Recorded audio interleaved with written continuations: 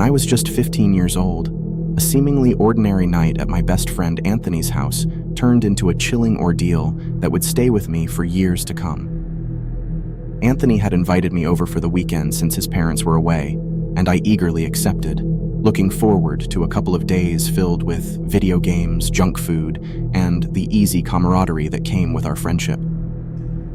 Excitement filled the air as I rode my bike over to Anthony's place, stashing it in his backyard before entering through the back door. The night kicked off with the familiar sounds of video game controllers clicking and the usual assortment of snacks scattered across the floor. As the clock struck 10, boredom took hold of us, leading to the inevitable decision to make prank calls for some laughs. Anthony took the lead, making prank calls to pizza places and other harmless targets. When it was my turn, I dialed a number randomly, hoping to elicit a reaction that would crack us up. On the fourth attempt, a gruff voice answered with a simple, "Yeah." Anthony's laughter in the background threw me off, and my prank call skills fell flat.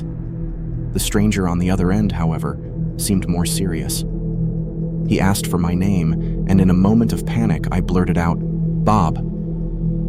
What started as a light-hearted prank call took a sinister turn when the stranger began questioning my identity, suggesting that I might actually be Anthony.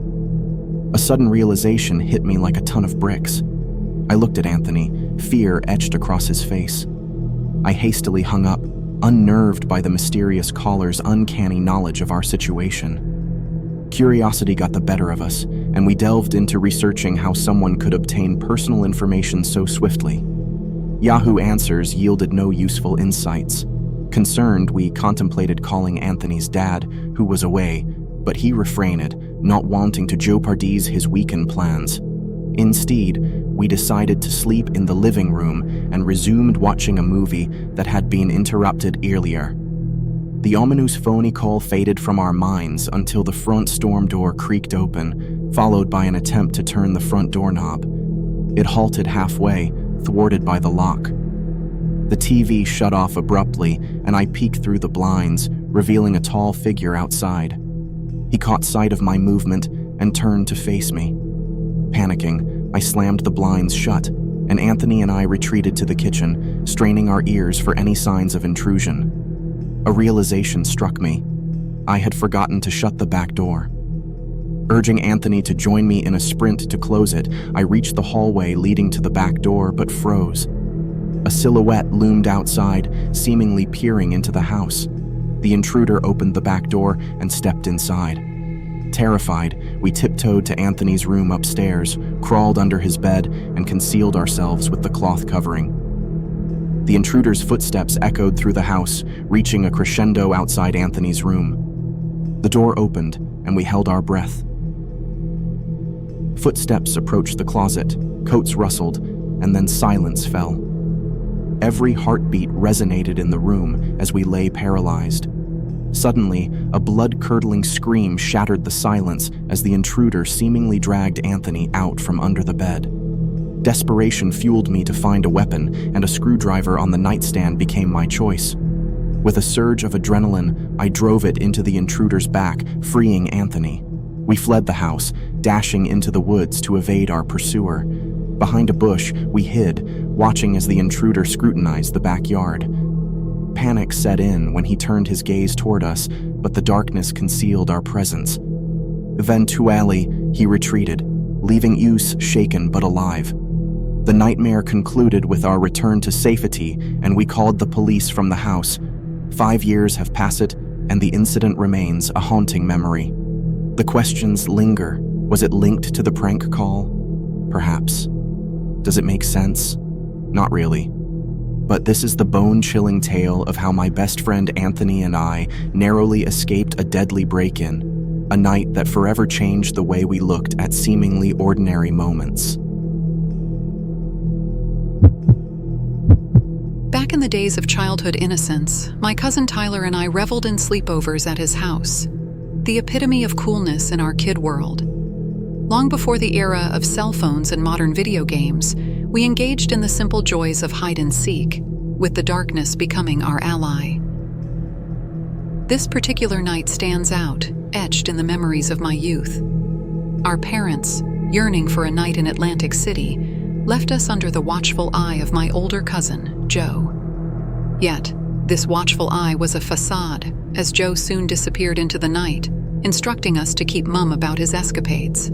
Tyler relished the solitude of the house, and Joe, burdened by the boredom of staying home, saw it as a win-win. As the clock struck 9, with dinners consumed, we decided to embark on our favorite game, hide-and-seek. Their house, a sprawling mansion in our young eyes, provided the perfect canvas for our nocturnal adventures. Tyler took on the role of the seeker, armed only with a flashlight. Our only rule was to shroud ourselves in darkness, using only flashlights to navigate, creating an ambiance that made the game all the more thrilling. My turn to hide began in the basement, but I swiftly ascended the stairs, moving to the upper realms of the house. The upstairs harbored a distinct living area and 3 bedrooms. Opting for the cover of an unused room, I nestled myself between beanbag chairs, leaving the door slightly ajar to quell suspicion. The silence of the room was disrupted by creaks and lively footsteps. Tyler, in his quest to find me, explored every nook and cranny. His actions were familiar until I heard him call my name, a mockingly drawn-out tone intended to evoke fear. My heart sank when I realized it wasn't Tyler. Beneath the blanket, I peered out and beheld a taller, fully grown man. It wasn't Joe, and it certainly wasn't Tyler's dad. Frozen like a statue, the intruder reacted to Tyler's voice by ducking into the corner, shrouded in the room's shadows. Tyler entered with his flashlight, its beam dancing across the room. My pulse quickened as I prayed the light wouldn't betray the corner's secret. Tyler's light grazed me, but he might not have noticed. Regardless, I emerged, feigning defeat, and congratulated him on his supposed victory. Casually, I led him out, reserving the revelation for the halfway point down the stairs. It was then that I disclosed the presence of an uninvited guest, urging Tyler to run. Fear-stricken, we sought refuge next door, imploring a neighbor to summon the police. Without hesitation, the woman made the call, and I can still vividly recall the flashing lights of the arriving police, storming into the house. Within minutes, they ushered a man out in handcuffs. As 9-year-olds, the victory was sweet, even in the face of fear. The shared relief and courage defined that night, an indelible chapter in the tales of our childhood. My wife and I had our fair share of arguments, but one night, she wouldn't stop berating me over the most trivial matters. It reached a boiling point when I forgot to put the toilet seat down, and she unleashed a torrent of complaints with a piercing voice that grated on my nerves. Unable to endure it any longer, I decided to escape the madness for the night. I called up my buddy, Paul, who offered me refuge. Paul's house was enormous, a fact my wife often used to criticize our own living situation. We cracked open a few beers and engaged in some bro talk. Paul suggested that I stay for as long as I needed, given our ongoing marital strife. I, however, assured him I'd only crash for the night. I didn't want to overstay my welcome. I found myself in one of Paul's guest bedrooms, and to my surprise, he had 3 of them. While Paul had only ever used one, he mentioned keeping the others locked for personal reasons. The guest bedrooms were aligned next to each other, while Paul's room was situated across the hall, an unusual setup that would prove to be unsettling. As I lay in bed, strange noises emanated from the adjacent room. Initially, I assumed it was Paul engaged in some activity. However, the noises grew increasingly bothersome, prompting me to investigate. The doorknob was locked, but I managed to crack the door open to Paul's room. I inquired about the noise, but Paul, already in bed, claimed he heard nothing. He explained that he kept the doors locked due to personal belongings stored inside. Dismissing my concerns, he urged me to go back to sleep and return if the noise persisted. I followed his advice, returning to bed, and the strange noises ceased. Just as I was on the brink of slumber, a faint tap on the wall echoed from the neighboring room. The sound was accompanied by a distant voice. Alarmed, I leaped out of bed and rushed back to Paul's room. This time, Paul took my concerns seriously. Armed with a key, he unlocked the door next to mine. Upon entering, we felt a cold breeze from the open window and closet. The room was in disarray, with marks on the bed as if someone had been lying on it. The closet, filled with empty bags, held Paul's missing valuables. Suddenly, Paul bolted to the hallway, checking the other locked room. I followed suit as he unlocked the third guest bedroom. A dark figure leaped out of the window onto the patio roof. Instead of pursuing him, we raced outside through the back door in an attempt to catch the intruder. However, he had vanished. Our relief at not catching him quickly turned to horror as we discovered the disturbing scene inside the third guest bedroom. White sheets stained with blood covered the bed, and the closet harbored a butcher knife with blood spots. All of Paul's valuable belongings were gone. It became evident that homeless and likely dangerous drug addicts had been living in Paul's home for over a week. The unsettling mystery deepened as we recalled Paul's comment about how fast his food disappeared while he remained strangely skinny. To our knowledge, none of the intruders were ever apprehended, leaving a chilling sense of vulnerability lingering in Paul's once seemingly secure home. On a creepy night when I was 13, I found myself at my friend Mike's house for a sleepover. The dark clouds overhead cast a scary shadow, and a light drizzle accompanied occasional bursts of lightning. Mike's home was at a dead end, with only one other house nearby. Across the street lay a spooky field bordered by thick trees, while his backyard led into a mysterious forest. Little did I know that this night would stick in my memory. We stayed up late, well after Micah's dad had gone to bed. Mike's room, on the lower level near the den, served as our sanctuary for the night. As typical 13-year-olds, our main plan was to play GameCube games. The creepy night took an unsettling turn when a knock echoed at the backyard window, disrupting our gaming trance. The blinds were drawn shut, preventing us from seeing the source of the disturbance. Despite my caution, Mike rushed to open the blind. In a quick reaction, I turned off the TV and lamps, making the den dark to avoid being spotted. Now, with the den in darkness and the outside slightly lit, we strained to see the surroundings. A flash of lightning confirmed an unsettling emptiness, nothing but wet grass stretching out into the distance. We sat in the darkened den, eyes glued to the window, half expecting someone to emerge. Time passed slowly, tension thick in the air. After what felt like a long time, we tentatively turned the lights back on, pretending the weird interruption hadn't happened. The blinds were left open, but my nervous glances periodically darted towards the window. However, fate had more in store for us. The second set of knocks echoed through the night, causing both Mike and me to startle. With all the lights on, we strained to see outside, but it wasn't until the next flash of lightning that we caught a fleeting glimpse of the person at the window. Panicked, we ran upstairs, waking Mike's dad. Together we went outside, armed with flashlights.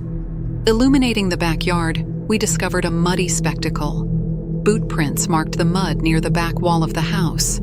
Determined, we followed the prints, but as the mud diminished, so did our trail. We searched every inch, combing through the woods, yet found no trace of the mysterious intruder. Back inside, sleep proved elusive for me. Terrified, I lay awake in the den, blinds now tightly shut. As expected, the third set of knocks pierced the silence at precisely 12:15. Jumping from the couches, Mike and I ran upstairs, waking his dad once more. This time, he went outside alone, urging us to call the cops. Returning soaked but empty-handed, the police arrived, but their search yielded nothing. The knocking ceased, yet the eerie atmosphere lingered. The den, once a haven, now bore an unsettling aura that ensured I never slept over at Mike's house again. Since that fateful night, the very thought of his den sent shivers down my spine. In my childhood memories, there's this one night that sticks out, like a super clear memory. I was 10, and it was my first sleepover at my buddy Jordan's house. Little did I know, this innocent night would turn into a spooky tale that still gives me the creeps. Jordan's house was pretty normal, nothing fancy. But it had this big basement where we had our late-night adventures. It was 1 a.m. and we were breaking all the bedtime rules, playing video games and totally skipping teeth brushing. The basement, with its couches doubling as beds, was like our playground for mischief. As I tried to sleep on those basement couches, something unexpected happened. At some random hour, I woke up to see the TV still glowing faintly. Its screen was blank, but there was this eerie light in the basement. In the corner, near the stairs, there was this tall and weird thing. I couldn't really describe it, but it was creepy. The sudden quiet, after all the video game noise, came with the TV turning off. The basement got dark, and this weird fear took over. I wanted to scream, but fear kept me frozen. I closed my eyes, hoping it was just my imagination. I don't remember falling back asleep, but what stuck with me was waking up to screams from upstairs. It was Jordan's mom, and the screams sent shivers down our spines. Jordan and I, without saying a word, rushed upstairs to find chaos. His mom was crying, and his dad was tearing the room apart, looking for something scary haunting her. With a frantic energy, Jordan's dad rushed out, searching every inch of the house to find the source of their fear. But the house stayed silent, with no intruders or signs of trouble. The weird scare lingered, mysterious and puzzling. Years went by, and Jordan and I, connected by the scary stuff we saw, stayed friends. We never really talked about that night, keeping it a secret, especially at his mom's request. But once, Jordan hinted at what his mom said. She saw a tall, dark figure by their bedroom door. It sounded a lot like the weird thing I saw in the basement that spooky night, tying our lives to the mysteries in the seemingly normal walls of Jordan's home. Back in the day, I had this close buddy named Chris. We were inseparable until he moved across the state when I was just 8. We lost touch, but the idea of a reunion lingered. Eventually, I convinced my mom to drive me all the way to Chris's new house in the country for a weekend sleepover. As we pulled onto his property, I felt the isolation. Surrounded by dense woods, his decent-sized house stood alone, a secluded haven in the middle of nature. The perfect place for anything outdoorsy, or so it seemed. On the first day since I arrived late, we didn't do much. We talked about old times and watched a movie, but an unsettling feeling crept in as darkness settled outside. Strange sounds echoed from below the floor, subtle whispers of the unknown. Intrigued, I asked Chris about a basement. "Someone down there?" I inquired, half-jokingly. Chris shared that there was no basement, but weird noises had been unsettling his family for a while.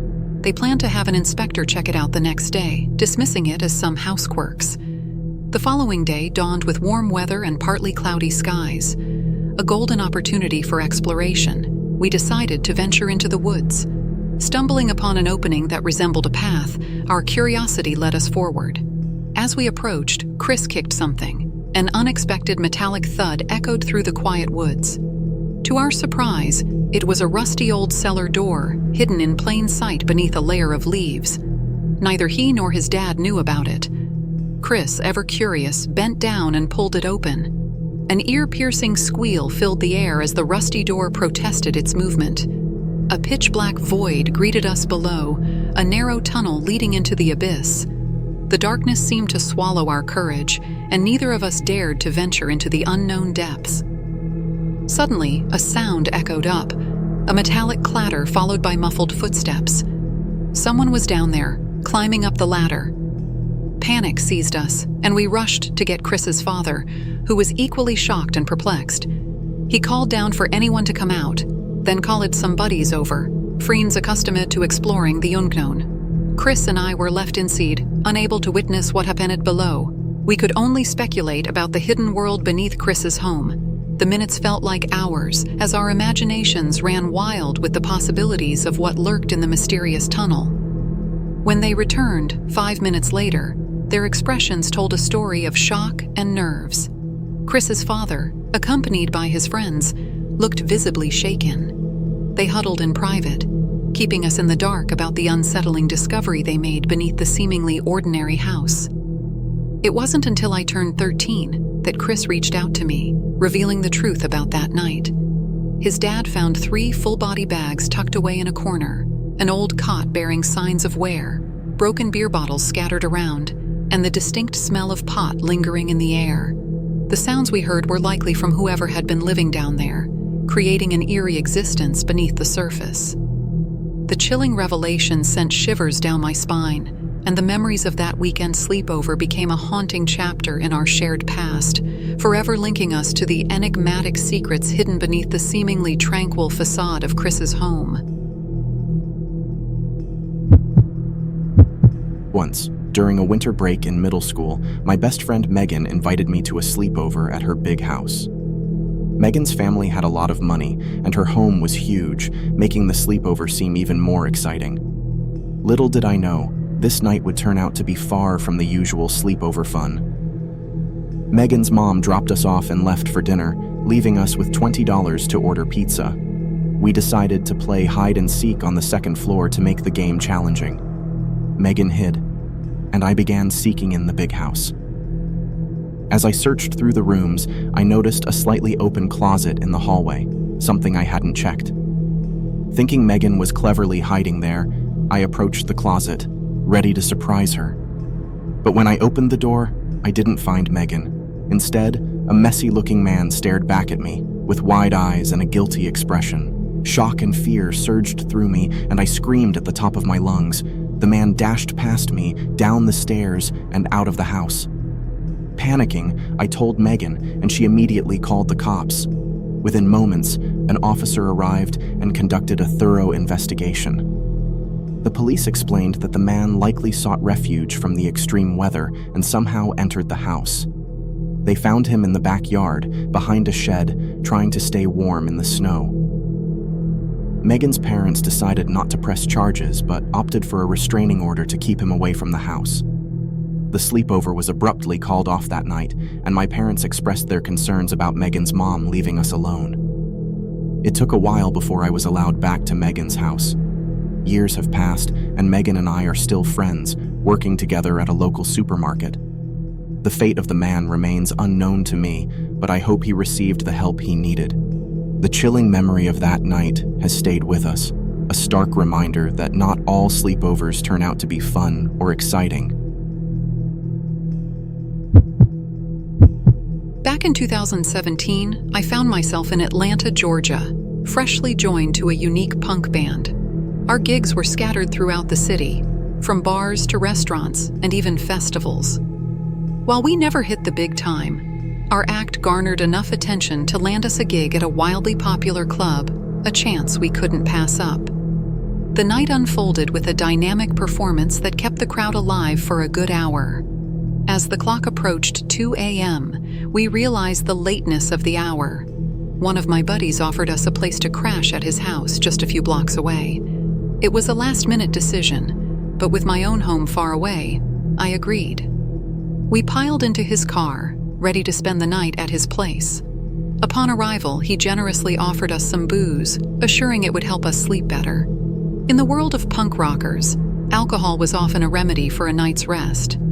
I crashed on a small guest bed, and with the help of the spirits, I fell into a deep slumber. However, my peaceful rest was short-lived. After about 3 hours, I woke up to a chilling sensation, a cold grip on my right foot. At first, I dismissed it, attributing it to a gust of cold air. But then, I heard a voice uttering, "Hey, can you help me?" My eyes snapped open, and the face of an older woman emerged from under the bed. Her disheveled appearance and eerie gaze sent shivers down my spine. With bloodshot eyes, long gray hair, and a mouth exposing crooked, missing teeth. She looked like a nightmarish figure straight out of a horror film. In a state of shock, I stared at her before the reality of the situation sank in. After a few seconds, I leaped out of bed, screaming. The commotion woke up my band members, who rushed to my aid. Amidst tears and panic, I recounted the terrifying encounter. It turned out that our lead band member, who had allowed us to stay the night, was familiar with the woman. She was a homeless individual he occasionally encountered by the bus stop near his neighborhood. Out of compassion, he would sometimes offer her food he had prepared. However, her sudden appearance in his house was a mystery. The police were called, and she was arrested and charged with breaking and entering. The woman, now in tears, claimed she only sought a welcoming place to stay. The sympathies of the band were tested, but breaking into someone's private home was a different matter. Days later, we learned that this wasn't her first offense. There were 2 other reports of breaking and entering, with one victim deciding to press charges. She was sentenced to 4 years in prison, but released early for good behavior. The incident continues to shock me to my core. It's a scenario I never imagined happening. Even to this day, I ensure my feet are securely covered when I sleep, a habit born out of that fateful night of unexpected horrors.